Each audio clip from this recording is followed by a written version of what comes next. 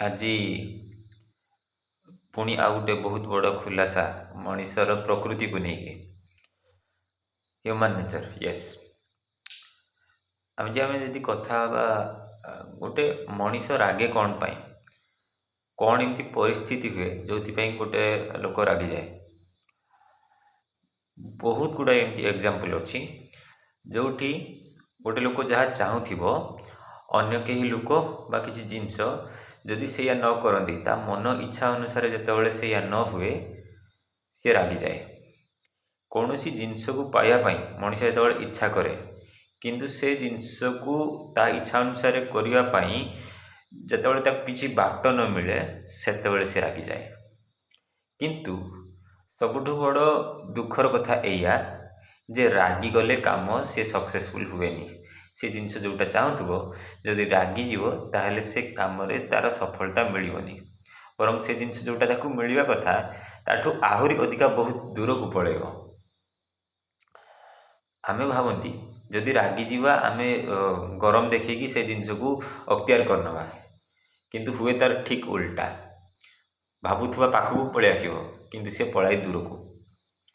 ବରଂ ଯାହା ଉପରେ ଆମେ ରାଗୁଛନ୍ତି ତା ଉପରେ ନ ରାଗିକି ବରଂ ତା'ର ସାଇକୋଲୋଜି, ତା'ର ମନୋଭାବ ବୁଝିବା ପାଇଁ ଚେଷ୍ଟା କରିବା, ଆଉ ତା'ର ମନୋଭାବ ଅନୁସାରେ ଆମେ ନିଜକୁ ତା ସହିତ ଖାପ ଖୁଆଇବା ପାଇଁ ଚେଷ୍ଟା କରିବା ଏବଂ ତାପରେ ସେଇ ଜିନିଷଟା ତା ହାତରୁ ପାଇବା ପାଇଁ ଆମେ ଇଜିଲି ବାଟ କରିପାରିବା। ଯେଉଁଟା କେବେ ଯେଉଁଠି ଛୁଞ୍ଚି ଲାଗିବା କଥା ସେଠି ଆମେ ଡାମ୍ଫଣ ଲଗାଇ ଦିଅନ୍ତି, ରାଗିଯାଆନ୍ତି, କିନ୍ତୁ ଆକ୍ଚୁଆଲି ସେ ବାଟେ ଜିନିଷ ମିଳେନି। ଆଉ ଗୋଟେ ବହୁତ ବଡ଼ କଥା, ସିଏ ରାଗେନି ଯିଏ ପାୱାରଫୁଲ୍, ରାଗେ ସିଏ ଯିଏ ଦୁର୍ବଳ ହେଇପଡ଼େ। ଯିଏ ପାୱାରଫୁଲ୍ ସିଏ ରାଗିବାରେ ନିଜର ଏନର୍ଜି ୱେଷ୍ଟ କରିବନି, ବରଂ ସିଏ ତା'ର ଏନର୍ଜି ଆକ୍ସନରେ କରିକି ଦେଖେଇବ। ଆଉ ଯିଏ ଦୁର୍ବଳ, ସିଏ ତା'ର ଆକ୍ସନ୍ କରିପାରେନି ବୋଲି ସିଏ ରାଗ ମାଧ୍ୟମରେ ନିଜର ପାୱାର ଦେଖେଇତେ ଚେଷ୍ଟା କରେ। ତ ନେକ୍ସଟ ଟାଇମ୍ ଯେତେବେଳେ ରାଗ ଆସିବ, ଆମେ ଚିନ୍ତା କରିବା ଦରକାର ଯେ ଆମେ କ'ଣ ସତରେ ସେ ଜିନିଷକୁ ପାଇତେ ଚାହୁଁଛନ୍ତି।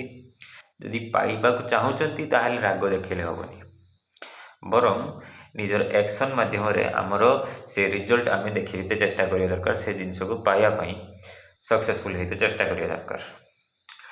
ଆଉ ଗୋଟେ ବହୁତ ବଡ଼ କଥା ଆମେ ନୋଟିସ୍ କରିଥିବା ଦରକାର, ଦେଖିଥିବ ସର୍କସ୍ରେ ଗୋଟେ ରିଙ୍ଗ ମାଷ୍ଟର ଥାଏ।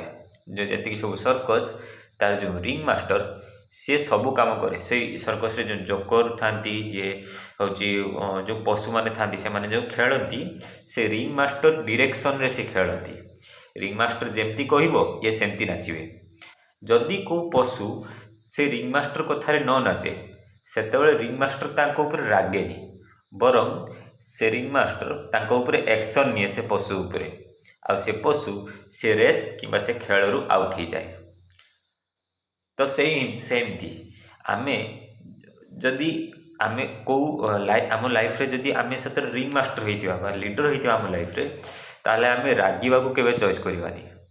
ଆଉ ଯଦି ରାଗକୁ ଚଏସ୍ କଲେ ତାହେଲେ ସେ ଜିନିଷ ଆମ ହାତରେ କେବେ ରହିବନି। ରାଗ କେବେ ସଫଳତା ଆଣେନି। ଆମର ସବୁଠୁ ବଡ଼ ପ୍ରୋବ୍ଲେମ୍ ହେଲା ଆମେ ନୋଟିସ୍ କରିପାରନ୍ତି, ଆମେ ଲକ୍ଷ୍ୟ କରିପାରନ୍ତିନି ଯେତେବେଳେ ଆମେ ରାଗିଯାଆନ୍ତି ଆମର ଏନର୍ଜି ଗୋଟେ ଜାଗାରେ ଫୋକସ୍ ହେଇପାରେନି, ବରଂ ସେ ବାଣ୍ଟି ହେଇଯାଏ। ଆମର ଏନର୍ଜି ୱେଷ୍ଟ ହେଇଯାଏ।